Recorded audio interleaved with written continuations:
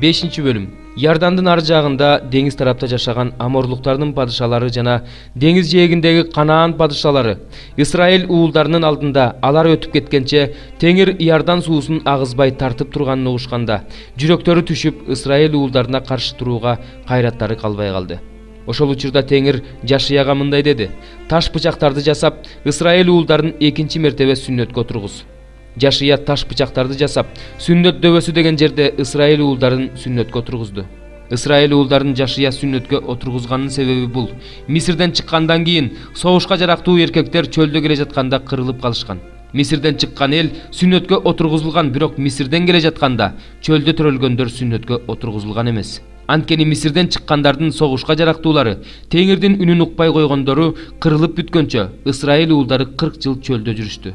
Теңир алардын ата-бабаларына бизге берем деп ант берген сүт менен балаккан жерди көрбөйсүңөр деп ант берген. Алардын ордун балдары басты. Жашия аларды сүннөткө отургузду. Анткени алар сүннөткө отургузула элек болчу. Жолдо аларды сүннөткө отургузушкан эмес. Элдин баары сүннөткө отургузулгандан кийин айыккыча өз станында, өз ордунда калды. Анан Теңир Жашияга мындай деди: "Бүгүн мен силерден Мисирдеги маскаралыгыңарды алып салдым. Ошол себептүү ал жер бүгүнкү күнгө чейин Гилгал деп аталат." Исраил уулдары станы менен Гилгалда турушту да айдын 14-күнү кечинде Жерихо түздүгүндө Пасах майрамын өткөрүштү. Пасахтын эртеси бул жердин жемиштеринен жей башташты. Ачыткысыз нан менен куурулган данды дал ошол күндөн баштап жей башташты. Алар бул жердин жемиштеринен жей баштаган экинчи күндөн тартып асмандан манна түшпөй калды. Ошондон баштап Исраил уулдарында манна болгон жок. Бирок ошол жылы алар Канаан жеринин жемиштеринен жешти. Жашия Жерихого жакын жерде турган эле. Анан ал башын көтөрүп караса, колунда жалаңдаган кылычы бар киши турган экен. Жашия жанына келип: "Биздин кишисиңби же душмандарыбыздарсыңбы?" деп сурады. Ал мындай деп жооп берди: "Жок, мен Теңирдин кошуундарынын жол башчысымын. Эми бул жерге келдим." Ошондо Жашия жерге жүзтөмөндөп жыгылып таазим кылып, андан: "Менин мырзам өз кулуна эмне дейт?" деп сурады. Теңир кошуунун жол башчысы Жашияга мындай деди: "Бутуңдагы бут кийимиңди чеч, анткени сен турган жер ыйык." Жашия ошондой кылды. Жерихонун эшиги жабылды. Исраил уулдарынан корккондуктан анын эшигин жаап коюшту. Андан эч ким чыккан да жок, ага эч ким кирген да жок. 6-бөлүм. Ошондо Теңир Жашияга мындай деди: "Мына, мен Жерихону, анын падышасын жана андагы эң күчтүү адамдарды сенин колуңа салып берип жатам. Согушка жарактуулардын баардыгы шаарды курчап, аны күнүнө бир жолу айланып чыксын. 6 күн ошенткиле. 7 ыйык кызмат кылуучу кочкордун мүйүзүнөн жасалган 7 сурнайын келишим сандыгынын алдында алып жүрсүн. 7-чү күнү болсо шаарды 7 жолу айлангыла. Ыйык кызмат кылуучулар сурнай тартышсын. Кочкордун мүйүзүнөн жасалган сурнай тартылганда, сурнай үнүн укканыңарда бүткүл эл жер жаңырта кыйкырык салсын. Ошондо шаардын дубалдары түбүнө чейин урайт. Бүт эл алардын ар бири турган жеринен шаарга бет алсын." Нундун уулу Жашия Исраилдин ыйык кызмат кылуучуларын чакырып, аларга мындай деди: "Келишим сандыгын көтөрүп жүргүлө. 7 ыйык кызмат кылуучу болсо, Теңирдин келишим сандыгынын алдында кочкордун мүйүзүнөн жасалган 7 сурнайды көтөрүп жүрсүн." 131 забур. Теңир дөөт эсте, анын бардык кайгысын эсте. Анын Теңирге кандай ант бергенин, Жакыптын кудуреттүү Кудайына кандай убада бергенин эсте. "Мен өз үйүмө кирбейм, өз төшөгүмө жатпайм, көзүмдү ирмебейм, кирпик какпайм. Теңирге жай тапмайынча, Жакыптын кудуреттүү Кудайына турак жай тапмайынча уктабайм. Мына, биз аны Ефратада турат деп укканбыз. Биз аны Жахар талааларынан таптык. Анын келишим сандыгы турган жерге баралы, анын бутунун алдына жыгылып таазим кылалы. Теңир, тур, өзүң турган жерге кел. Сени менен кошо өзүңдүн кудуретиңди көрсөткөн келишим сандыгың да келсин. Сенин ыйык кызмат кылуучуларың адилеттикти жамынышат, сенин ыйыктарың кубанышат. Өз кулуң дөөт үчүн өзүңдүн майлаганыңдын жүзүн четке какпа. Теңир дөөткө өз чындыгы менен сенин тактыңа сенин тукумуңдан отургузам деп убада берген. Андан баш тартпайт. Эгерде сенин уулдарың менин келишимимди жана аларга үйрөткөн аяндарымды сакташса, анда алардын уулдары да түбөлүк сенин тактыңда отурушат. Анткени Теңир Сионду тандап алды, аны өзүнө турак жай кылууну каалады. Бул менин түбөлүк жайым, ушул жерге жайгашам, анткени мен ушул жерди жактырып калдым. Анын тамагына бата үстүнө бата берем, анын жардыларын нанга тойгузам. Анын ыйык кызмат кылуучуларына куткарылуу кийгизем, ошондо анын ыйыктары кубанышат. Ал жерде дөөттүн мүйүзүн кайрадан көтөрөм, өзүмдүн майланганыма чырактан коем. Душмандарына маскарачылык кийгизем, ал эми анын башында таажы жаркырап турат. 132 забур. Бир туугандардын чогуу жана ынтымактуу жашаганы кандай жакшы. Кандай сонун? Бул Арундун башына коюлуп, сакалына, чапанынын этегине аккан кымбат баалуу зайтун майы сыяктуу. Бул Сион тоолоруна түшкөн Хермондун шүүдүрмү сыяктуу. Анткени Теңир ал жерге өзүнүн батасын, түбөлүк өмүрдү берген. 133 забур. Түнкүсүн Теңирдин үйүндө турган Теңирдин бардык кулдары Теңирди азыр даңктагыла. Колдоруңарды ыйык жайга сунгула жана Теңирди даңктагыла. Асман менен жерди жараткан Теңир сага Сиондон батасын берет. 65 бөлүм. Мени сурабагандарга ачылдым. Мени издебегендер мени табышты. Менин ысымым менен аталбаган элге мына мен дедим.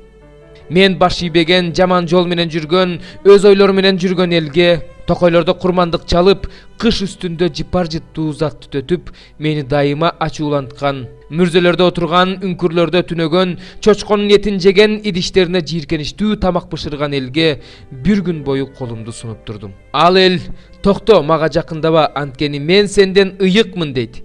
Ал эл менин таноом үчүн түтүн, бир күн бою күйүп турган от. Менин алдымда мындай деп жазылган: унчукпай калбайм, жазалайм. Аларды мыйзамсыздыгына жараша жеткире жазалайм. Силерди мыйзамсыздыктарыңар үчүн дейт Теңир. Тоолордо жыпар жыттуу зат түтөтүп, адырларда мени шылдыңдаган ата-бабаларыңардын мыйзамсыздыгы үчүн жазалайм. Аларды мурунку иштерине жараша жеткире жазалайм. Теңир мындай дейт: жүзүмдүн шиңгили ширелүү болуп турганда ага зыян кылба, анткени ал бата алган дешет. Ошол сыңары бардыгын өлтүрбөш үчүн мен өзүмдүн кулдарым үчүн ушундай кылам. Жакыптан тукум чыгарам, жүйүттөн менин тоолорума мурасчы чыгарам. Менин тандалган адамдарым ал жерде ээлеп алышат. Менин кулдарым ал жерде жашап калышат. Шарон койлор үчүн жайыт болот. Акор өрөөнү мен издеген өз элимдин өгүздөрүнө жата турган жай болот. Ал эми Теңирди таштаган, менин ыйык тоомду унуткан, гат үчүн дастаркон даярдаган, мен үчүн чөйчөк толо шарап куйган силерди болсо, мен кылычка салып берем. Баарыңар мууздалууга тизе бүгүп бересиңер, анткени мен чакырганда силер жооп берген жоксуңар. Мен сүйлөгөндө силер укпай койдуңар, тескерисинче менин көз алдымда жамандык кылдыңар, мага жакпаган нерсени тандап алдыңар. Ошондуктан Теңир мындай дейт: менин кулдарым жешет, силер болсо ачка болосуңар. Менин кулдарым ичишет, силер болсо суусайсыңар. Менин кулдарым кубанышат, силер болсо уятка кыласыңар. Менин кулдарым жүрөктөрүнүн кубанганынан ырдашат, силер болсо жүрөгүңөрдүн кайгысынан кыйкырасыңар, рухуңардын кыйналганынан боздоп ыйлайсыңар. Өзүңөрдүн ысымыңарды менин тандап алган адамдарым үчүн каргышка калтырасыңар. Сени Кудай Теңир өлтүрөт. Өзүнүн кулдарым болсо башка ысым менен атайт. Ал ысым менен ким өзүнө жер үстүндө бата берсе, ал чындыктын Кудайынан баталат. Ким жер үстүндө ант берсе, ал чындыктын Кудайы менен ант берет, анткени мурунку кайгылар унутулат жана менин көз алдымдан жок болуп кетет. Анткени мына мен жаңы асманды жана жаңы жерди жаратып жатам. Мурункулар мындан ары эскерилбейт, ойго да келбейт. Силер болсо мен жаратканга кылымдар бою кубанып, шаттанасыңар, анткени мына мен Иерусалимди шаттык менен жаратып жатам, анын элин кубаныч менен жаратып жатам. Мен Иерусалимге кубанам, өз элиме сүйүнөм. Эми анын ичинде ыйдын үнү, боздогон үн угулбайт. Ал жерде эми жетер жашына жетпеген ымыркай бала же кар адам болбойт. Анткени 100 жаштагы адам жаш бойдон өлөт, бирок 100 жаштагы күнөөкөр каргышка калат. Жаңы үйлөрдү куруп, ошол үйлөрдө жашашат. Жүзүм зарларды отургузуп, мөмөлөрүн жешет. Алар башка бирөө жашаш үчүн үй курушпайт, башка бирөө жеш үчүн жүзүм зар отургузушпайт. Анткени менин элимдин өмүрү дарактын өмүрүндөй болот. Мен тандап алган адамдар өз эмгегинин үзүрүн көпкө чейин көрүшөт. Алар текке эмгектенбейт, балдарын кайгы үчүн төрөбөйт, анткени алар Теңирдин батасын алган тукум болот. Алардын укум тукуму өздөрү менен бирге болот. Алар чакыраарда мурун эле мен жооп берем. Алар сүйлөп жатканда эле мен угам. Карышкыр менен козу бирге жайылат, арстан өгүздөй болуп саман жейт. Ал эми жылаандын тамагы топурак болот. Алар менин ыйык тоомдун эч бир жерине зыян келтирбейт, жамандык кылбайт дейт Теңир. 13 бөлүм. Ошол күнү Иса үйдөн чыгып, көлдүн жээгине барып отурду. Жанына көп эл чогулуп калгандыктан ал кайыкка түштү. Эл болсо жээкте турду. Ошондо Иса аларга үлгү насаат аңгемелер менен көп насаат айтты.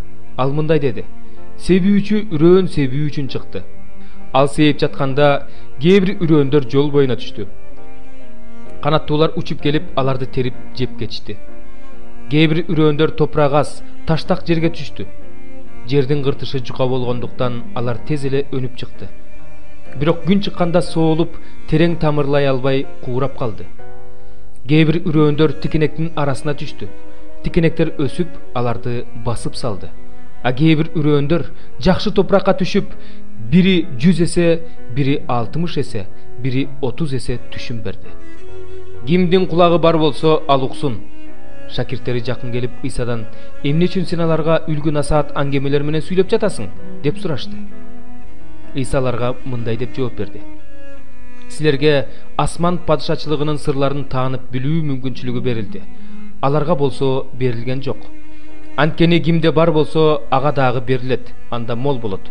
Ал эми кимде жок болсо, андан бар нерсеси да тартылып алынат.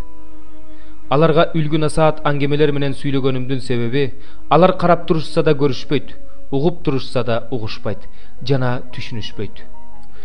Ишаянын алар жөнүндө айткан бул пайгамбарчылыгы аткарылып жатат.